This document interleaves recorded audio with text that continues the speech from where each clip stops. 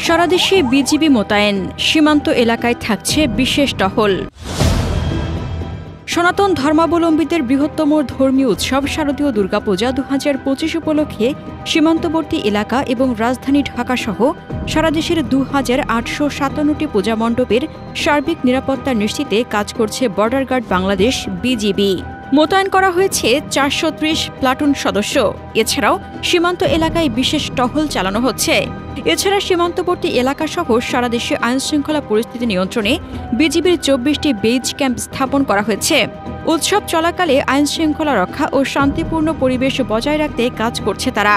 বিজিবির জনসংযোগ কর্মকর্তা মোহাম্মদ শরীফুল ইসলাম জানান, বিজিবির নিরাপত্তাধীন মোট ২,৮৫৭টি পূজা মণ্ডপের মধ্যে সীমান্তবর্তী এলাকায় ১,৪১১টি এবং সীমান্তবর্তী এলাকার বাইরে রয়েছে ১,৪৪৬টি পূজা মণ্ডপ। হাসনাতুজ্জাহান হিমু, মিহান নিউজ 24।